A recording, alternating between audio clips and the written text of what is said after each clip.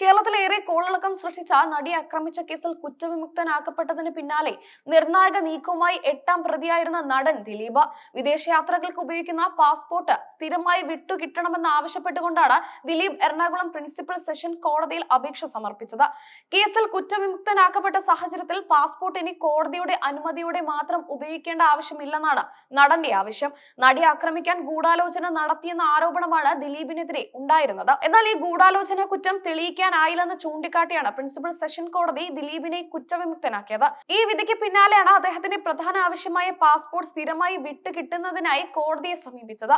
കേസിന്റെ വിചാരണ ഘട്ടത്തിൽ ഹൈക്കോടതി അനുവദിച്ച ജാമ്യ വ്യവസ്ഥയുടെ ഭാഗമായാണ് ദിലീപിന്റെ പാസ്പോർട്ട് കോടതിയുടെ കസ്റ്റഡിയിൽ ഉണ്ടായിരുന്നത്.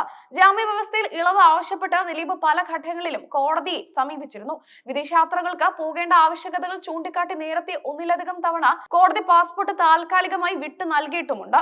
ആദ്യമായി 2017 ഹൈക്കോടതിയുടെ ജാമ്യ വ്യവസ്ഥയിൽ ഇളവ് ലഭിച്ചതിനെ തുടർന്ന് ദിലീപിന് പാസ്പോർട്ട് ലഭിക്കുന്നത്. UAE കരാമയിൽ തുടങ്ങിയ ഭക്ഷണശാലയുടെ ഉദ്ഘാടനത്തിൽ പങ്കെടുക്കുന്നതിന് വേണ്ടിയായിരുന്നു അന്ന് പാസ്പോർട്ട് ആവശ്യപ്പെട്ടത്.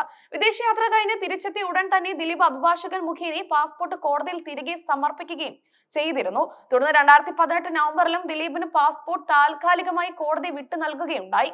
വർക്ക് വിസയുമായി ബന്ധപ്പെട്ട ആവശ്യങ്ങൾക്കായാണ് അന്ന് പ്രിൻസിപ്പൽ സെഷൻ കോടതി പാസ്പോർട്ട് അനുവദിച്ചത്.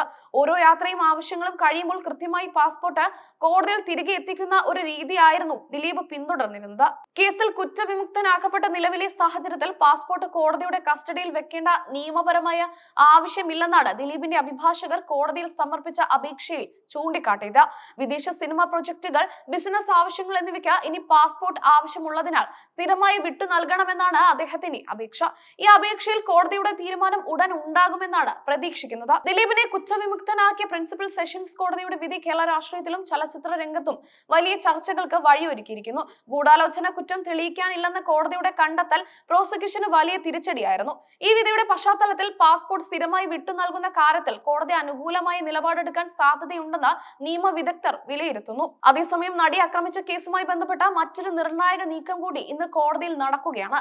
കേസിലെ 8ാം പ്രതിയായിരുന്ന ദിലീപിനെ കുറ്റവിമുക്തനാക്കിയെങ്കിലും മറ്റ് പ്രതികളുടെ ശിക്ഷ ഇന്ന് വിധിക്കും. കേസിലെ 1 മുതൽ 6 വരെയുള്ള പ്രതികളുടെ ശിക്ഷാവിധി എറണാകുളം പ്രിൻസിപ്പൽ സെഷൻ കോടതി ജഡ്ജി ഹണി M വർഗീസ് അല്പസമയത്തിനകം പ്രഖ്യാപിക്കും. കേസിലെ മുഖ്യപ്രതിയായ പൾസർ സുനി, 2ാം പ്രതി മാർട്ടിൻ ആന്റണി, 3ാം പ്രതി V മണികണ്ഠൻ, 4ാം പ്രതി VP വിജീഷ്, 5ഉം 6ഉം പ്രതികളായ H സലീം, പ്രദീപ് എന്നിവർക്കാണ് കോടതി ഇന്ന് ശിക്ഷ വിധിക്കുന്നത്.